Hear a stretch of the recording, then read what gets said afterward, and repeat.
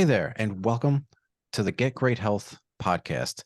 Today, I'm talking with Amanda Mongiello, a traveling nurse and health coach, and she is doing it all while traveling, staying in shape, eating healthy, and practicing and growing her business.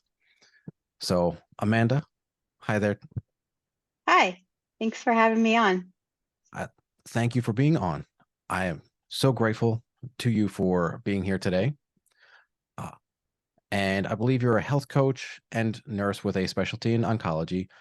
Mhm. Would you mind going a little bit more into your background?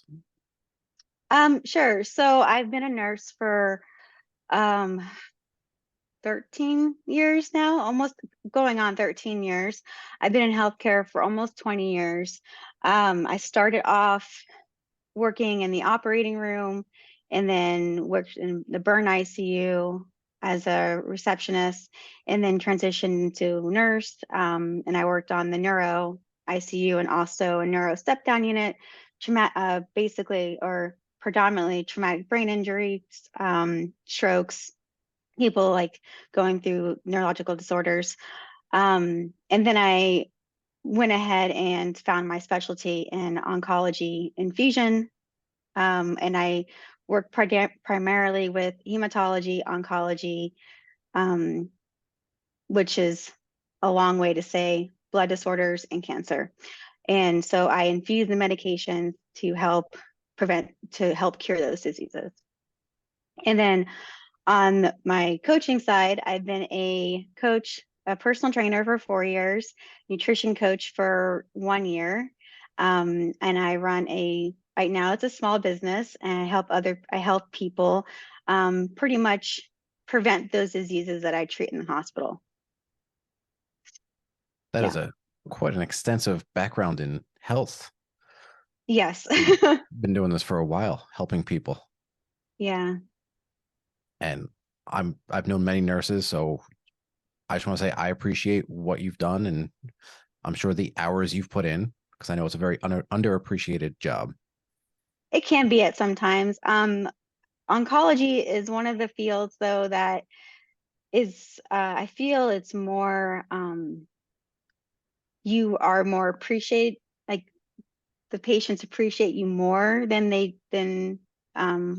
I found in other fields. So it's definitely more rewarding than my experiences in other fields of healthcare.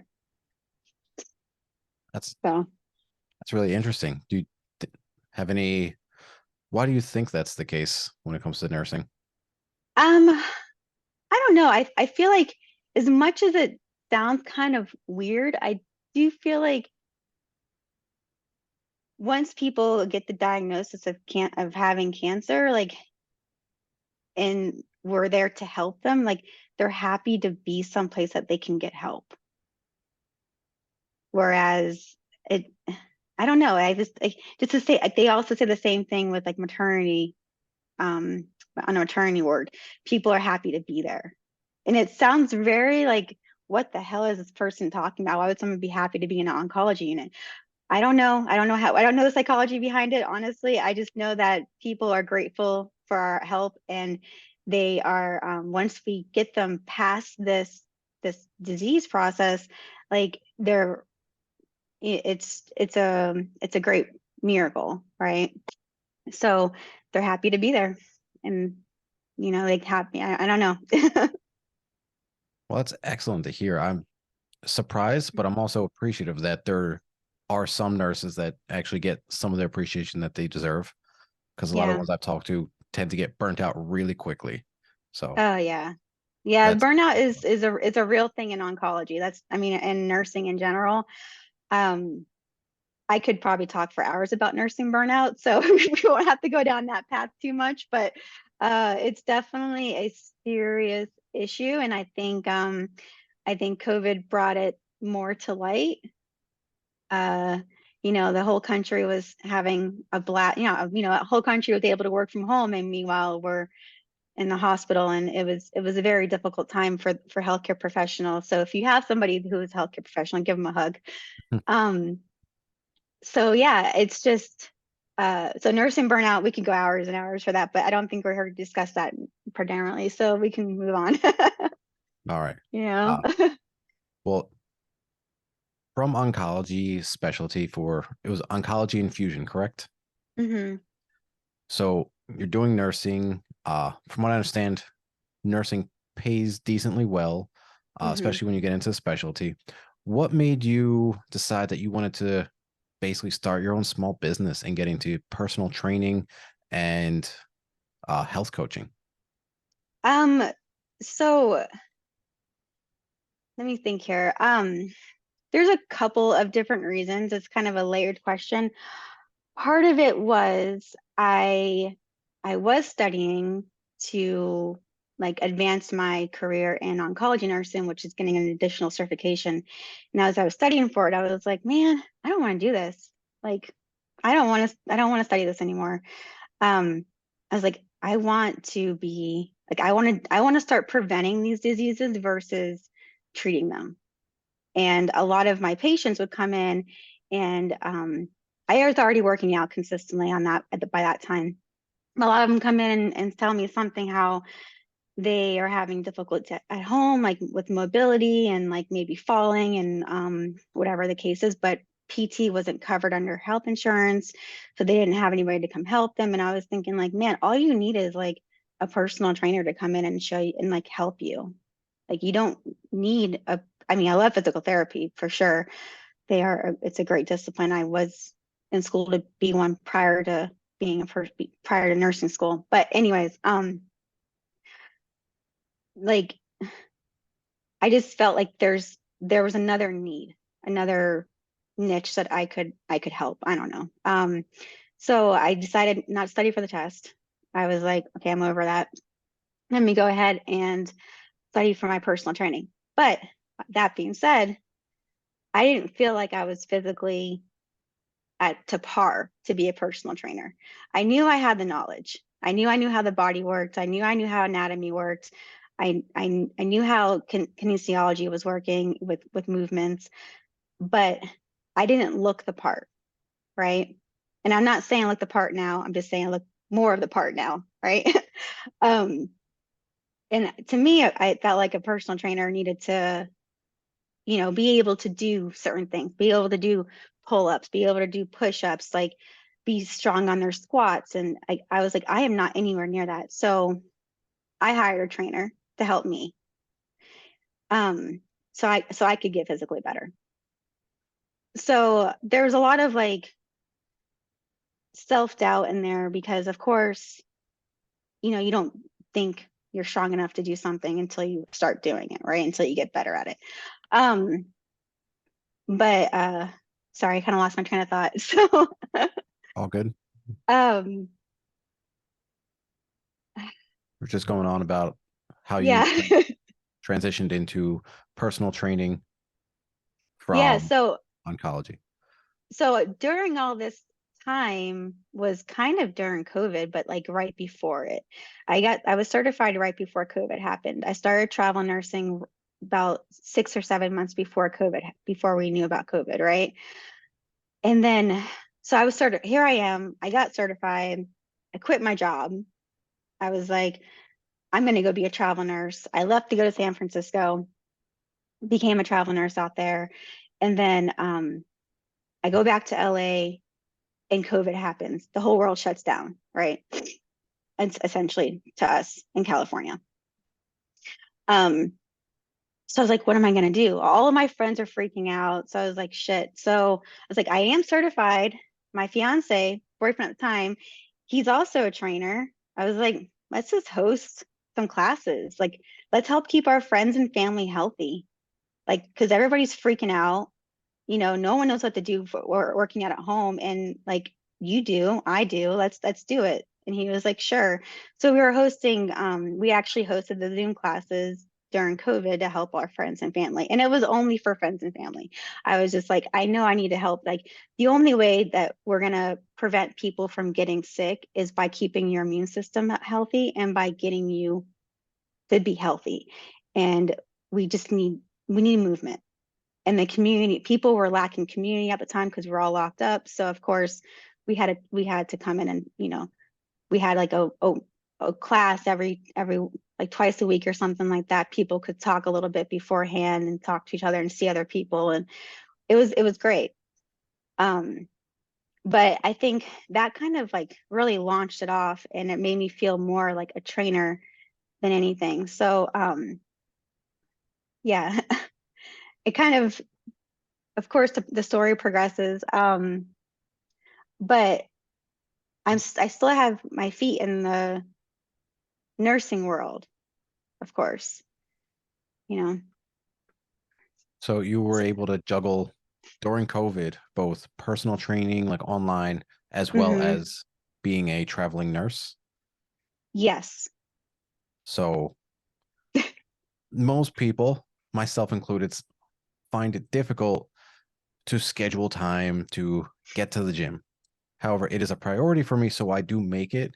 But I've worked with many people, and one of the biggest struggles is I just don't have time to get to the gym. So you were running a business, working a job, and still managing to work out.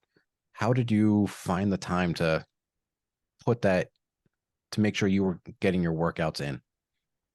Um, so I would do it before work. You know how you go on an airplane and they're like, "Hey, put your mask on before everybody else." Mhm. Yeah, I put my mask on first. So, in order, I do find it very easy. It's easier to maintain a workout schedule if you have a very structured life. It will at least, if that makes any sense. Mhm. So I had a schedule that was structured. And so I just followed that schedule. I wake up at the same time every day. I do my workout. And at that time, well, even now, but like when I first started um with this routine, it was during COVID. And so we had a bunch of equipment in the house. I just worked out at the house. And then I was able to take my shower there and then go to work. I do find it a little easier, like to work out at home if you want to maintain a more consistent schedule, because you do decrease that drive time, decrease the wait time of machinery, and you decrease the wait time of like the shower and whatever else could come up in your way. And there's also no worries of people staring at you, right? Um, so I guess what I could say is that it was more, I had a very structured routine. I knew Monday through Friday I was going to be going to work. I worked most of my contracts are 410s, Monday through Friday, and we don't have weekends. So I would do it before work, go to work, come home, have dinner, do it all over again.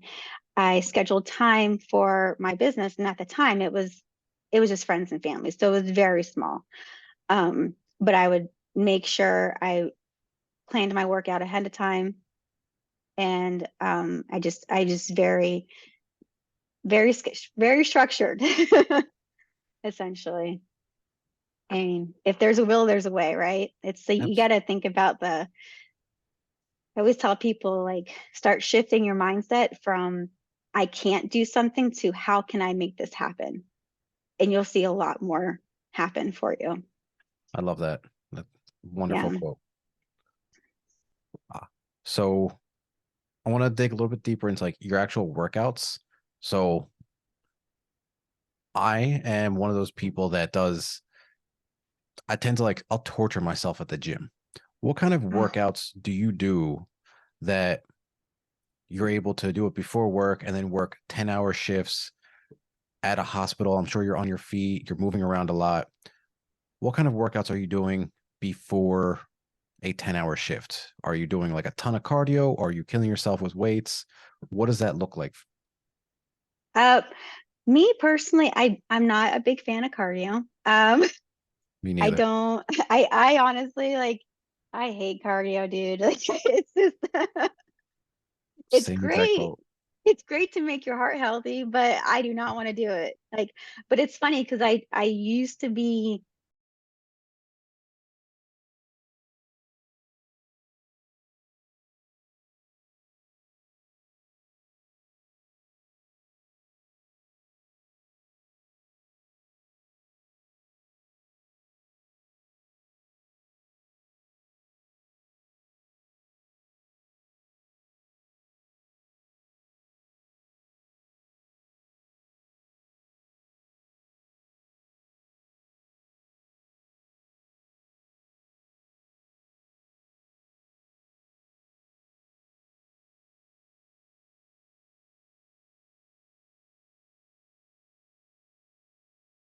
So the workouts that I do before work are typically strength training. And I'll do like 15 minutes of cardio post, but my workouts are primarily focused on the 5 major lifts: squat, deadlift, bench, push, or overhead push, um, and hip thrust, things like that. So, and then accessories are added into it. So I have a trainer still because I like somebody else creating it for me. Because if I create it, I will probably just gravitate towards deadlifts and pull-ups all day.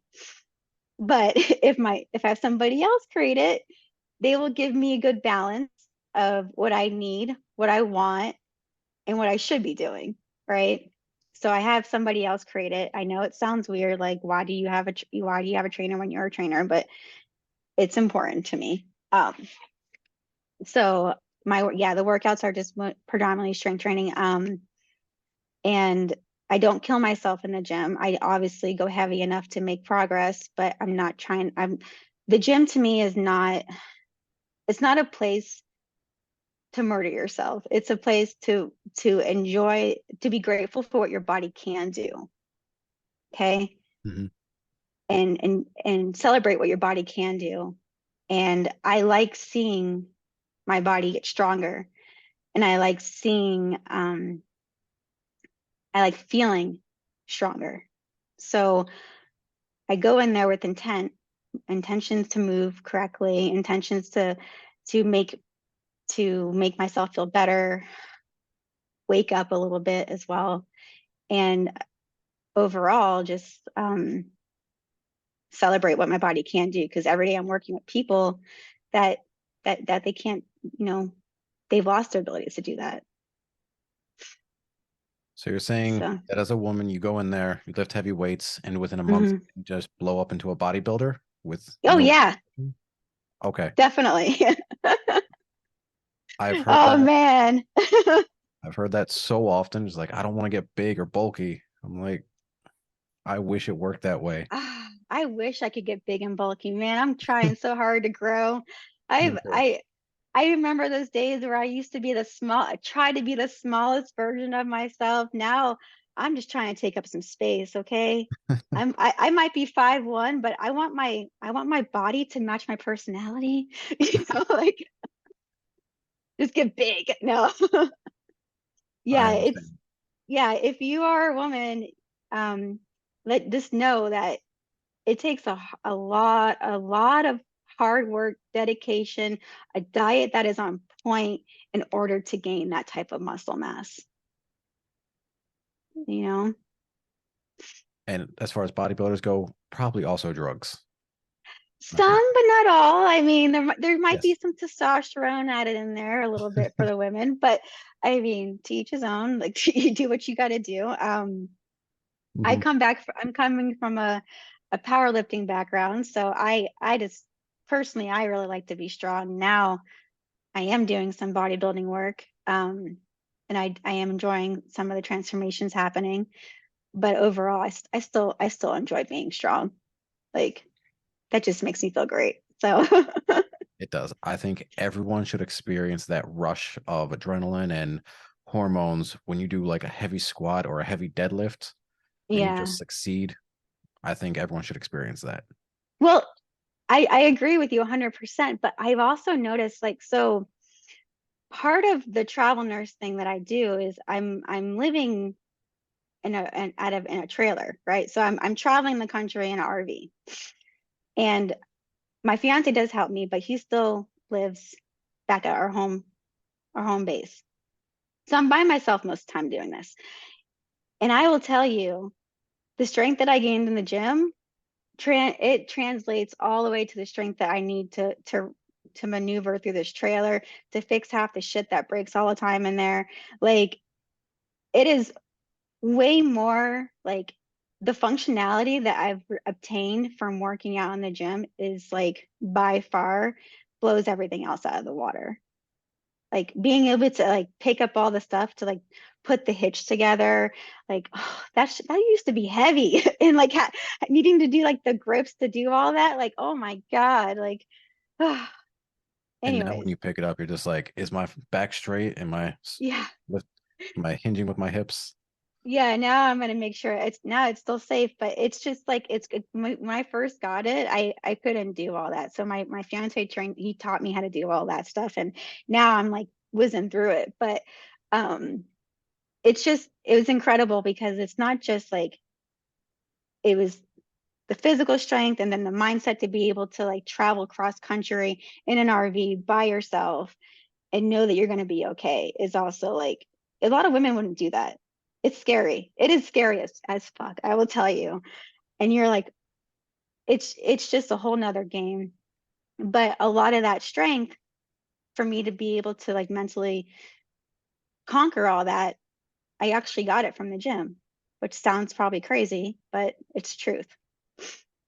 Yeah, I don't think that's talked about enough when it comes to lifting and getting stronger, especially for women, is how much of a sense of and actuality it gives in independence and confidence, knowing like you are capable, knowing that you can do things. You don't have Yeah. to rely on other people to do the heavy lifting for you. Yeah. Yeah, it's an amazing feeling. Mhm. And I don't you don't realize it until you just do it that that's what like how did this it's like it was like a stepping stone like how did I just do all that like the me like 5 years ago wouldn't have dreamt that I was going to be living in an RV going from contract to contract, part sometimes by myself. Like that's incredible. Like what the hell, that just happened, like it's kind of crazy to look back on. Yeah, But the journey we all go through is insane, yeah. and I love it. And I try to promote that more with women. Like, I mean, men too, of course, because we all like it's not just women that have lack of self-confidence. Mhm. It's both sexes. Men, I don't think it's talked about enough. It's not brought out to the mainstream enough. But I think both both sexes like it's important. Uh, it's an important aspect to talk about. Like the strength you can gain from the gym can give you that mental strength to actually succeed in the goals that you've always wanted to do. Absolutely. I try to preach that all the time to till I'm blue in the face, and then people get sick of Yeah. it. Yeah. Like we get it. Gosh, stop Mhm. talking about it. Get it? You go to the gym, fine. Yeah, yeah. I mean, people Mhm. don't get it until they actually experience it, I guess. Unfortunately, I wish Yeah. there was just something where you could do like a trial, like, hey, this is how you're gonna feel. You don't actually have to go. You'll feel like you'll feel amazing for a week, then it goes away. If you want to keep it, Yeah. go to the gym. Yeah. Something like It, that would but be amazing.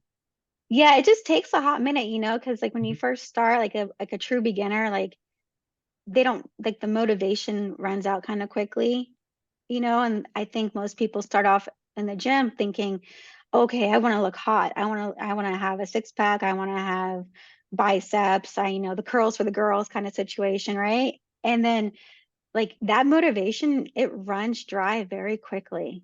The aesthetics motivation. So you have to really like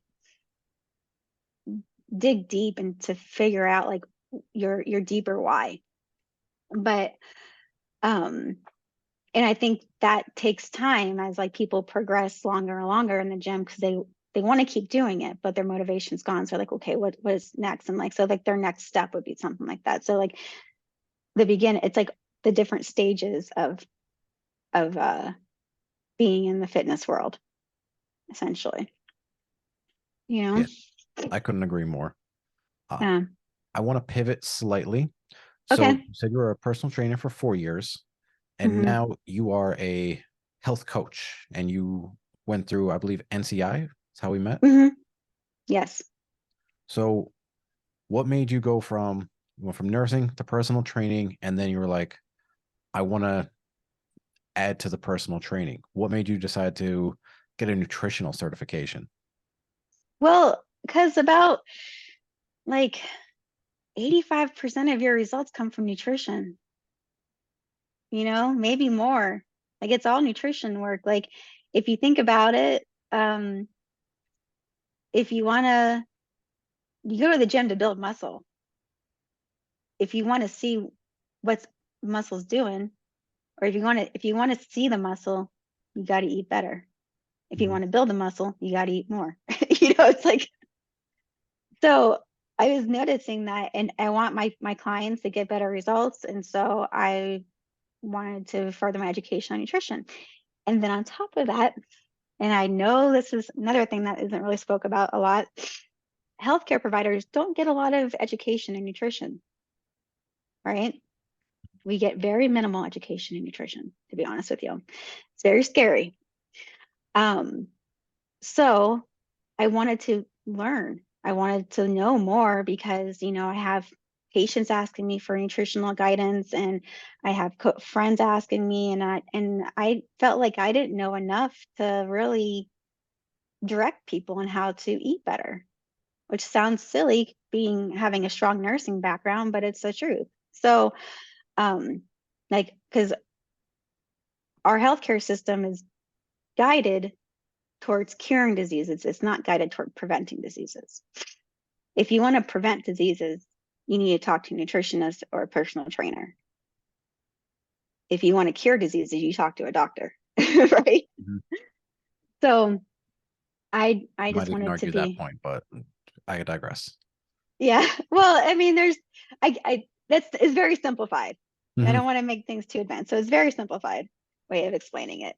But I wanted to see better results for my clients. I wanted to, a lot of diseases are prevented through diet and nutrition. So I wanted to help prevent diseases as well. Yep. Excellent. And I completely agree with all of that because I think diet and exercise are so closely linked. And unfortunately, so many people they know that they're linked, but they don't do anything with that knowledge. So, especially being a Yeah. personal trainer, having that nutrition background seems really valuable. So, with that skill set and being a nurse, what kind of guidance do you give to people like if they're just a little overweight, they're maybe like not feeling their best? How would you start uh, a new client with advice on like how to eat better or what they should do nutritionally? So everybody's a little different. I do a full assessment first to see exactly where they are, and I try to meet the client in the middle. Mhm. Um, Try not to give them too much to do at one time, the first time. And personally, I like to add things to people's diets. I think that that restrictive mindset is very, it could be very dangerous for some people. So I like to add things. So typically, most people are either lacking in hydration, protein, sleep, and their stress management is usually garbage. So I tend to hit one of those four first, ideally all together, but you don't want to do too much at one time depending on who the person is, Mhm. right? So, and then of course, making sure the client would agree with something like that and seeing if they're on board and then going from there. Yep. So you mentioned four things. That's water, protein, sleep, and stress. Hmm.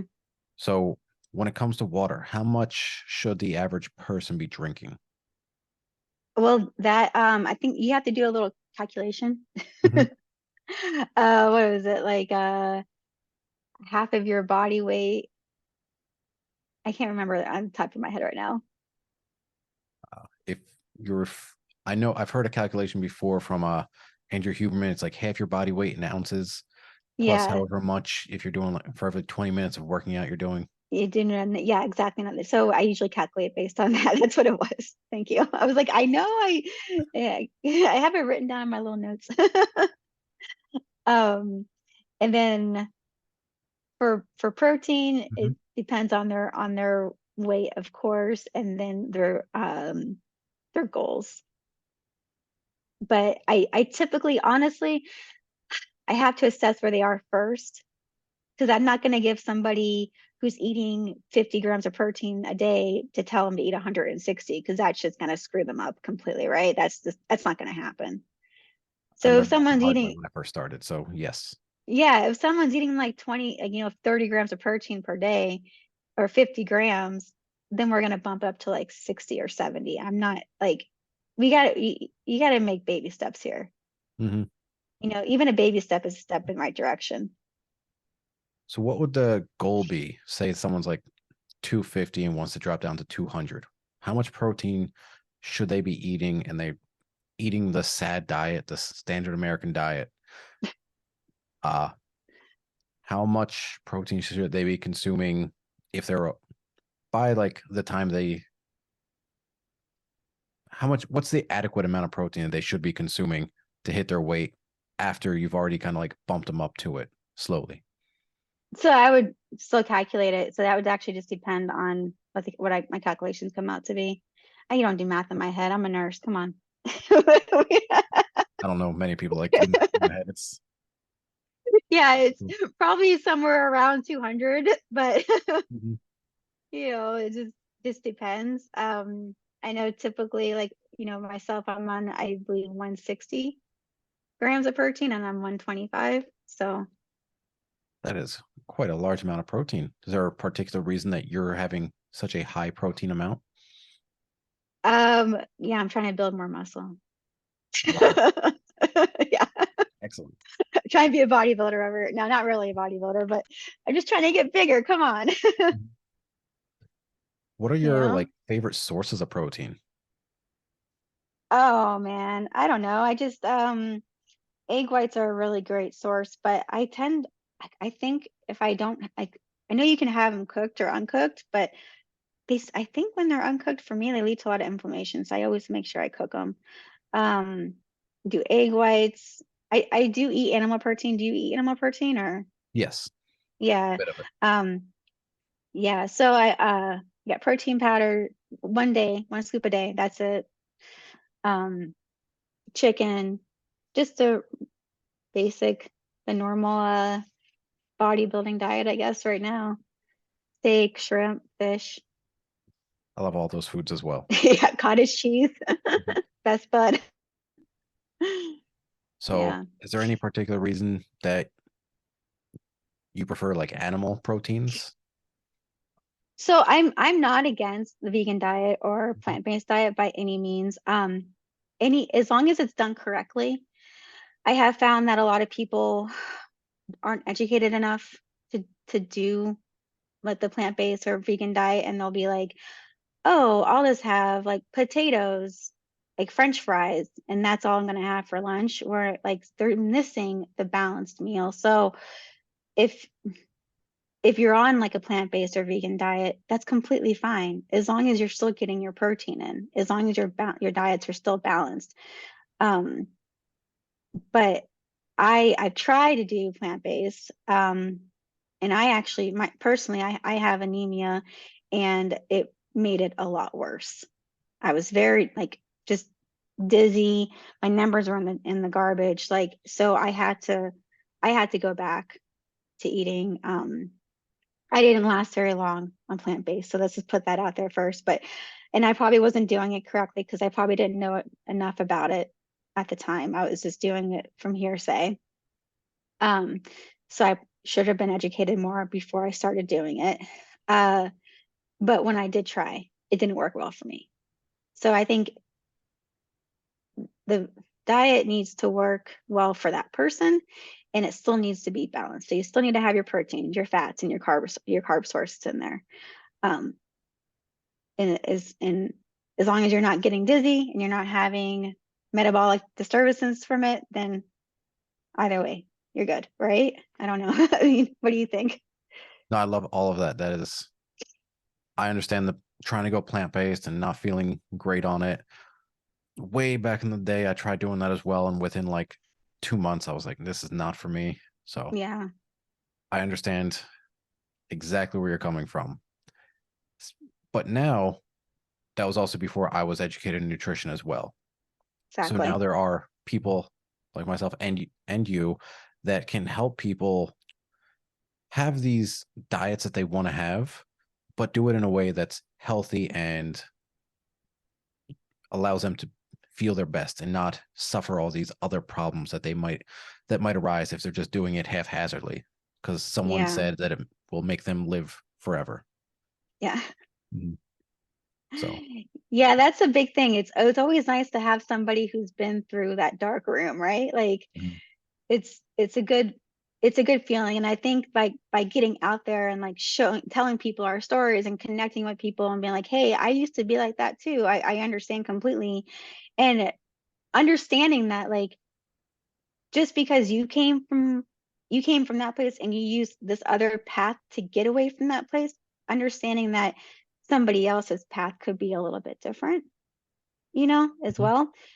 But it is nice, like it is nice to know that you have somebody who's been in those shoes before, like if as a coach and as a sorry, I should say as a consumer Mhm. and as a client. Like it's nice to know like, hey, my coach understands me because she's been here before. She gets this, you know? And just because my pathway was different doesn't mean that their pathway has to be exactly the same, but we can still move from that point A to point B and get that way from that pain, you know?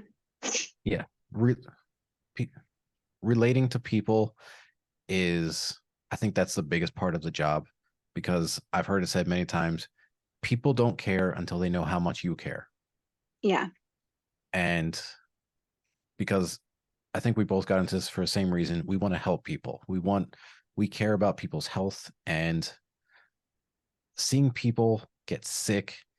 You saw in hospitals. I saw it in family. It's like you don't, you want to help that. You want to prevent that from ever even happening. Because I feel like that's Yeah. what you said earlier. That was the gap that was kind of missing in our medical uh, establishment. There's Yeah. not enough focus on preventative care. It's almost all just fix the problem now. The thing is, the reason, I mean, honestly, there's not a huge focus on it because there's no money in it, right? And you're like, oh shit, like where we just open. Yep. Um, I agree completely.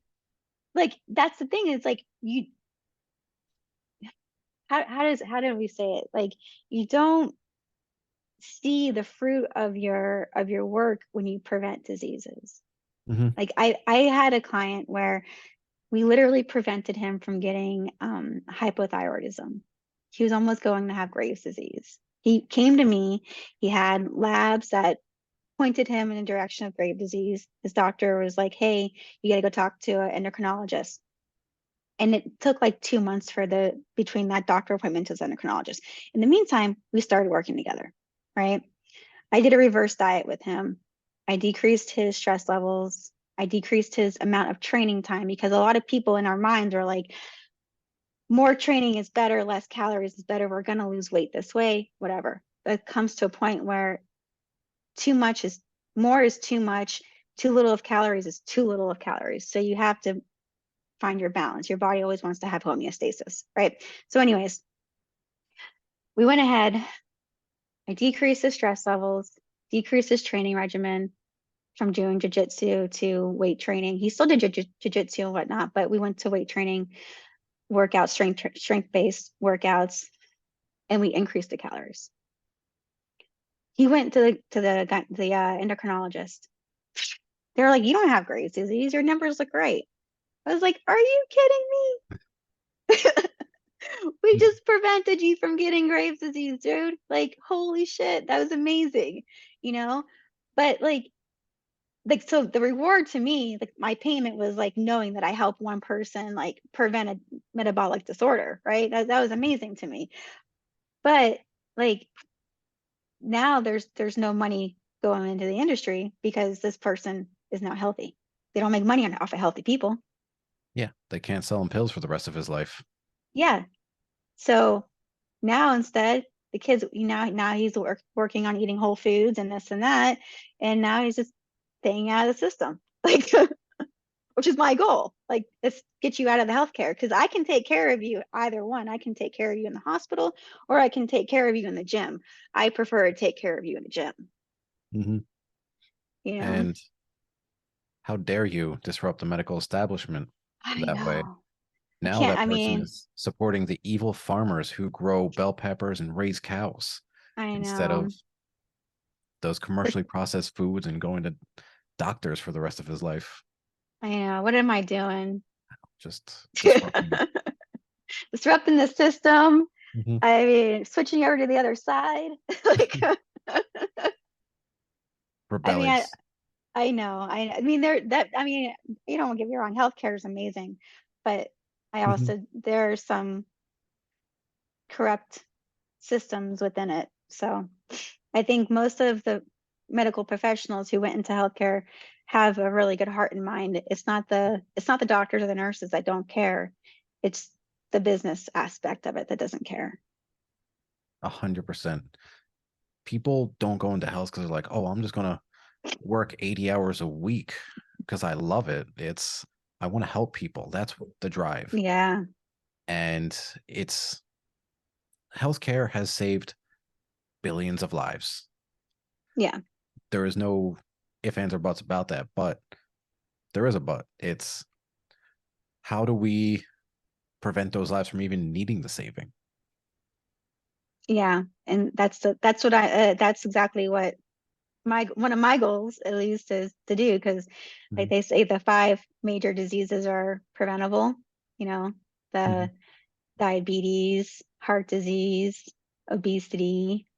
uh I just drew a blank on the other two because I got a little nervous, but All good. you know, Mhm. um I but yeah. love where you're coming from. Love all of that.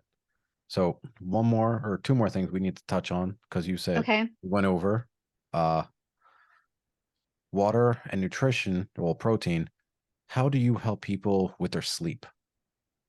Oh man, sleep is a really, really, really hard one for people, and Mhm. that can be kind of touchy for some people. So um I first everything I do, I start with an assessment. I might be a personal trainer now, but it's ingrained in a nurse to always start with an assessment, right? So it just depends on where they're at. Some people, little basic things like stop scrolling on your phone before you go to bed is a huge game changer to help with sleep. Some people, it depends on other medication that they're taking, but we can start them on some magnesium, which helps. It's a smooth muscle relaxant, so it helps to calm down the nervous system, helps the muscles to relax as well, so it kind of helps the body prepare for sleep. That's a supplemental wise. Other things Do you could have be any, like, or quick question, go do you have ahead. any recommendations on what kind of magnesium? No, just the simple magnesium, just plain magnesium. Doesn't have to be anything crazy. A little pill. Okay. Some they have like the calm gummies. Those work Mhm. too. I don't know. I'm sure you've heard of them. I have. Yes. Yeah, those are good too. But so other ways, yeah, no doom strolling at nighttime, staying away from screens like an hour before bed, kind of getting into like a sleep routine. Um, if they work out at nighttime, try not to do cardio at night, because sometimes the cardio can kind of increase your heart rate and kind of make you stay awake a little bit longer. I know personally for myself, like when I would do a workout post work, uh, I uh I couldn't do cardio after work, like after strength training. I because it was too late at night for me, too close to my bedtime. Mhm. Yeah, so kind of start with those things first and then go from there. Yeah, I love it. It's like the no screens. I think that's probably one of the biggest things. Because it's not only the blue light I've noticed, it's being on social media. It's like if people are like laying in bed and they're like, I'm gonna go to sleep soon, and they're scrolling through social media, they keep getting all those dopamine hits. They're like, oh, I like this. And it messes Yeah. up so many things, like not just circadian rhythm, it messes up neural receptors and it's the whole thing. So just putting it Yeah, away I an hour. I don't know sometimes because there's that too, but I also do feel like sometimes social media can really cause that comparison game, Oh yeah, you that's know? feel like that's an And entire podcast just talking about the perils of social yeah, media. it is. I've had to, like, one of my biggest things to people, like, if you're going on social media and it makes you feel like shit, stop going on social media. Mhm. Delete those people that are like making you feel like shit. Delete it. Don't follow them anymore. Like, follow people that are positive, that show positive stuff, because it's making you're self-sabotaging, you know? Mhm. And if you're doing that before you go to bed, you're having all these negative thoughts in your little brain, and then you're sleeping on it, and then you wake up and you have negative thoughts in your brain still. Like, it's like, it's just a vicious cycle of self-sabotage. Yeah, absolutely. I Yeah. definitely encourage people to put down the phone, read a book, or talk with someone. I know it's 2023. We have access to all this cool technology, but talking with people is pretty cool too. Yeah. Mhm. Reading a nice book for sure. Absolutely. Sometimes I'll read the books though, and it gets my mind thinking too much, and I start getting all these ideas of other things, and I'm like, I can't read books anymore before I go to bed. Mhm. Does not Oh, help me relax. I have that problem with business books. Like, I will not touch that close to Yeah, bed. It's like, oh, I should be doing this in exactly. my business. I should do this, that, and I'm not doing enough. Yes, I Yeah. understand. I do that with the financial books, because, like, as a travel nurse, you have to start learning how to do all your own finances Mhm. essentially, and your own investing. So I do that with the investment stuff. Nice. Yeah. All right. So one more I want to touch on, and that is stress management. Oh man. I know this is going to be, there's so many methods, but like, what are some like your top three that I think that you think work the best? Honestly, like, one of them is realizing the only person you can control is yourself. Mhm. Start doing some, like, habit changes for that. But say I have, like, a busy mom, Mhm. for instance, who's also a professional. So a busy mom who works. Could be a dad too. But the kids are are a little bit older, like 13, 14. They're able to do household chores. They're able to do stuff on their own. Dude, delegate that shit. Like, why are we doing everything for everybody? Mhm. Have the kids help. Like, you don't have to organize everything. So that's the one thing, like, being okay asking for help is a huge stress reliever. And when you actually ask for that help and they actually do it, but being okay not to be picky about how they do things is going to help as well. So it's a fine line right there.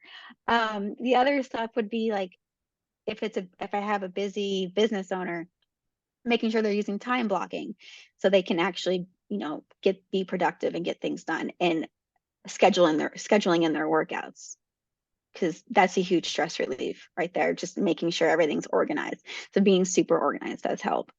Um, what would be another method you would use? I'm trying to think of other ones. Oh, just general like stress reduction. I would say it falls more into, depends on the kind of stress. Like it could be like Yeah. anxiety. I love breathing techniques. Um, I think I would say, I was going to guess here, both of our favorite stress management techniques would be lifting heavy weights. Yeah, I bet that would work. For sure. But that, Mhm. like I said, that one goes back into the time management. Schedule your workouts. Make Mhm. sure that your phone is on do not disturb. Like, schedule your workouts like you would schedule a doctor's appointment, like you would schedule a meeting with somebody, like you would schedule a date, and show up for yourself, right? Mhm. The more you show up, the more self-confidence you start to gain. Um, I like that. but Show up for yourself. yeah, that's the That should be truth a right banner there. somewhere. Hmm. That is the truth. Um, but yeah, I mean, like, I dealt with a lot of anxiety in my past, so I understand the stress reduction coming from stemming from anxiety. That is another hurdle in itself to go over. That could probably be a whole nother hour of a podcast as well. So, but I think the number one thing with stress reduction, because most of my clients are busy business owners, um, and nurses. So the number one thing that I work with for them is being okay not controlling everything and being okay delegating something, and then also scheduling time for yourself and making sure you take your breaks. Mhm. I think Yeah. that making time for yourself might be the most important thing because so few people do it. Yeah. And I just want to shout out to the mothers out there because my girlfriend, mother of all their children, whatever reason, mothers just do not like taking that time for themselves. They are They so don't. willing to give, but they never want to take for themselves, even just like a 10-minute night, minutes a night. Yeah. So It's the same thing with nurses too. Like I mean, obviously nursing is a predominantly female profession. So most of the nurses are mothers as well. But we tend not to take our lunch breaks. We tend not to take 2 seconds to go to the bathroom because we're too busy with patient care. Like, you got to take your breaks, girls and men who are nurses too. But you got to take your breaks. You got to take time for yourself. absolutely. As all the airline hostesses or hosts say, put your face mask on before you're helping Yeah. someone else. You're going to be on the floor, honey. Mhm. Absolutely. You know? All right, Amanda. Well, thank you so much. This has been a joy talking with you. Hopefully, in the future, we can actually do this again. I had a lot of fun. Thank I you. really enjoyed this. Uh, so that's the time for today. Do you have any? Let me just ask, where can people find you? You have an online business. How can they reach out to you? Where can they find you?